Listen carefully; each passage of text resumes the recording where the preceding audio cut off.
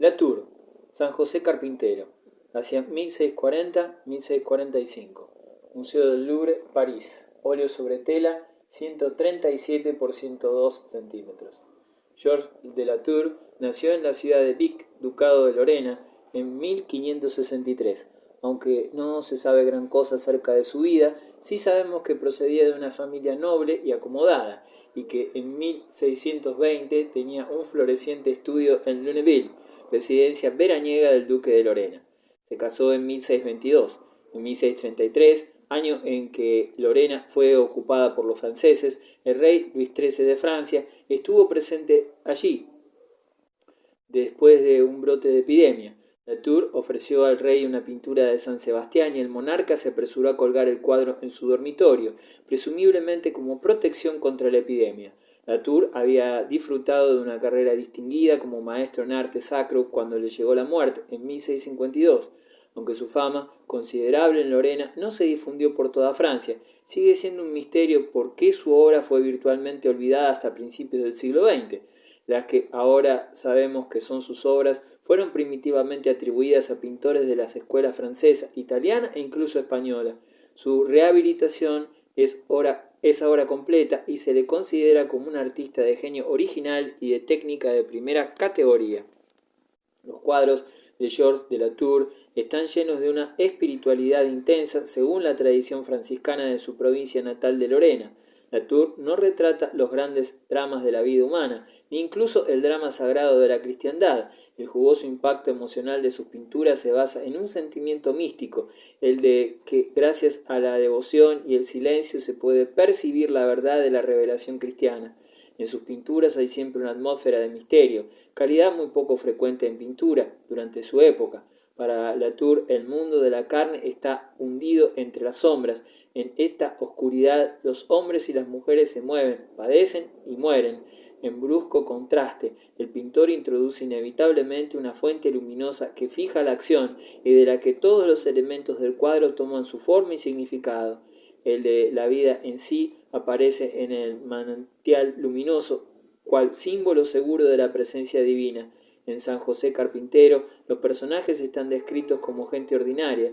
El carpintero realiza inconscientemente su labor sencilla, en silencio y con cierta devoción. La presencia divina se percibe en esa atmósfera mística de silenciosa dedicación. El Cristo niño levanta la vela y al hacerlo fija e ilumina a José, cuya vida sencilla recibe de la vela su sustancia. Para Latour, una presentación compleja de sus temas religiosos era innecesaria, puesto que su visión estaba centrada en un símbolo único. Gracias a ese símbolo, la gente vulgar se vuelve extraordinaria, es devuelta a la vida por el espíritu. Poussin, et in Arcadia ego, los pastores de la Arcadia, 1637-1638, Museo del Louvre, París. Óleo sobre tela, 87 por 120 centímetros. Nicolas Poussin nació en Le Andely, Normandía, hacia 1594. Estudió primero en su ciudad natal con un pintor llamado Vario y luego a los 18 años fue a París para proseguir sus estudios. Después de un breve periodo en la capital, trabajó como decorador en varios castillos franceses hasta 1624. Luego, con ayuda de Philippe de Champagne y de J. B. Marino, poeta italiano, se desplazó a Roma donde fue presentado al cardenal Barberini. Dentro del influyente círculo de Barberini, Poussin conoció a un acaudalado coleccionista quien le hizo el encargo de dibujar monumentos antiguos. En 1640 recibió orden del rey de Francia de regresar a París para suceder a Bouet como pintor de la corte. Poussin solo permaneció 2 años en su país natal, pues su salario no era recompensa adecuada a su trabajo como decorador mural. Su verdadero interés se concentraba en los lienzos de tamaño mediano. Poussin regresó a Roma, donde había permanecido su esposa, y pasó el resto de su existencia como uno de los pintores más considerados y mejor pagados de Italia y de Francia, hasta su muerte en 1665. Poussin era un pintor de la escuela clásica, según la mejor tradición italiana, un seguidor de Tiziano y de Rafael. Pese a sus orígenes y a los muchos años vividos en Roma, su arte siguió siendo, sin embargo, claramente francés. Su influencia no solo sobre la pintura francesa del siglo XVII, sino también sobre toda la pintura francesa posterior, fue enorme. pintor intelectual con gran sentido moral y una fidelidad a la tradición clásica griega. Se limitó a pintar por encargo, para lo que la forma era más importante que el concepto. Sin embargo, existe en él un oculto amor emocional por la naturaleza. Et in Arcadia Ego es una obra perfectamente equilibrada, en la que 4 figuras antiguas dibujadas con precisión se agrupan en torno a un monumento antiguo. La escena está bañada por una luz dorada. Representa la Arcadia, tierra de felicidad y de inocencia, frecuentemente descrita por los poetas griegos. La filosofía moral es muy evidente. La felicidad reside en un regreso a la naturaleza y a la vida sencilla de los pastores. Así lo expresan los rostros graves, el tranquilo paisaje y la túnica carmesí situada junto a la toga amarilla. El cuadro de Poussin no es una descripción estereotipada de una antigua manera de vivir, sino una comprensión de valores de esa vida en todas las épocas. Claude Lorrain. Reconciliación de Céfalo y Pocris. 1645. National Gallery, Londres. Óleo sobre tela, 102 por 132. Claude Thiellet, más tarde conocido como Claude Lorrain o simplemente Claude, nació en el Ducado de Lorena, el año 1600. Procedía de una familia numerosa, pobre, y quedó huérfano a temprana edad. Después de una infancia irregular, fue a Friburgo, donde aprendió el oficio de grabador bajo la tutela de su hermano. Más tarde fue llevado a Roma por otro pariente, y a los 18 años entró como aprendiz en el taller de un pintor napolitano. Regresó a Lorena solo para sentir de nuevo, a fines de 1626, el atractivo de Roma, donde permaneció, con excepción de una ausencia registrada hasta su muerte en 1682.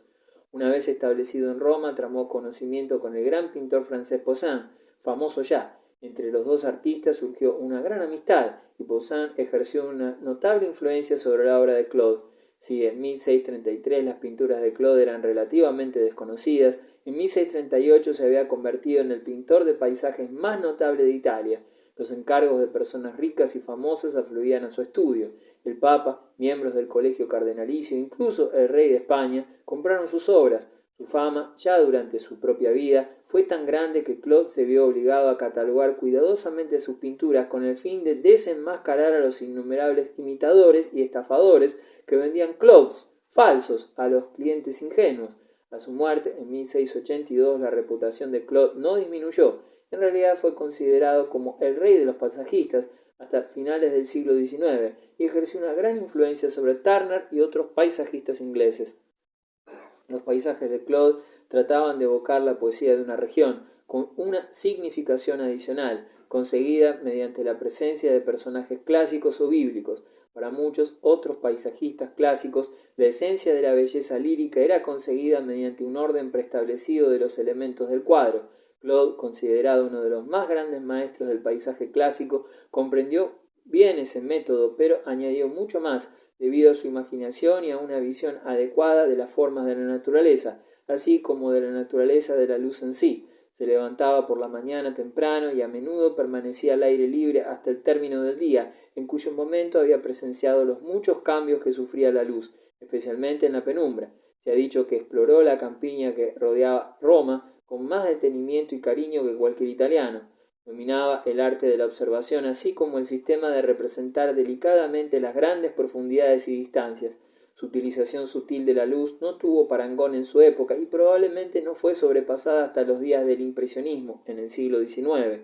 En el cuadro aquí mostrado vemos la reconciliación del héroe griego Céfalo con su fiel esposa, Pocris. Diana, diosa de la caza y de la virginidad, se encuentra entre ambos, pero este episodio de la leyenda griega es secundario ante los efectos de luz y de ambiente creados por el paisaje. No obstante, gracias a su exquisito diseño, el pintor crea una escena sin época en la que la historia vuelve a cobrar vida. Watteau. El embarque hacia Citeria. 1717. Museo del Louvre, París. Óleo sobre tela, 129 por 194 centímetros. Antoine Watteau nació en la antigua ciudad flamenca de Valenciennes, en 1684. Aunque estudió pintura en su ciudad natal, su naturaleza inquieta le condujo a París en el año 1702. Desconocido, sin amistades ni recursos, durante un tiempo casi murió de hambre. Por fin fue recogido por Claude Audran, pintor que al mismo tiempo era conservador del Palacio de Luxemburgo en París. Audran ayudó a desarrollar el sentido decorativo del joven Watteau y le dio a conocer las grandes conexiones del palacio. Más tarde, Watteau entró en la casa del gran financiero Crozat, lo que dio al pintor una sensación de seguridad y un ambiente agradable en que trabajar. Su reputación se vio asegurada por un círculo reducido pero influyente de coleccionistas y hombres de buen gusto. Dibujó plafones para la ópera y se interesó apasionadamente por el teatro y la danza, especialmente por la comedia italiana. Después de varios años de incertidumbre, fue admitido por fin en la Academia Francesa en 1717, tras la presentación del embarque hacia Citeria. Según todas las apariencias, Watteau era un ser de extraordinaria sensibilidad para su edad. Tanto su melancolía como su feroz independencia espiritual parecen conjugarse mal con una época de sentido común y de optimismo superficial. En 1720 abandonó la casa de Crozat. Su decisión de librarse de aquella dependencia a un mundo a la moda con el que nunca se identificó señala una extraña ambigüedad en su vida y trabajo de artista. Sabemos que retocaba una y otra vez sus cuadros y los compradores a menudo tenían dificultades para arrancárselo de las manos. Su salud delicada se convirtió en 1720 en una tuberculosis progresiva que produjo su fallecimiento cerca de París en 1721. Antoine Watteau es considerado el pionero de los grandes dibujantes en el estilo de pintura del siglo XVIII. Genio de gran originalidad, desarrolló un sistema de color expresivo que había de ser imitado pero nunca igualado por sus sucesores del siglo XVIII. Su fama descansa principalmente en sus muchos cuadros de fiestas aristocráticas, fêtes galantes, y de actores de la comedia dell'arte italiana. Sus retratos de hombres y mujeres de moda son a menudo representaciones de un mundo pastoral soñado, exquisitamente ordenado. Durante sus últimos años, las pinturas de Watteau muestran una profundidad notable, debido al espíritu melancólico sutilmente conjugado con las elegantes armonías de color y de dibujo.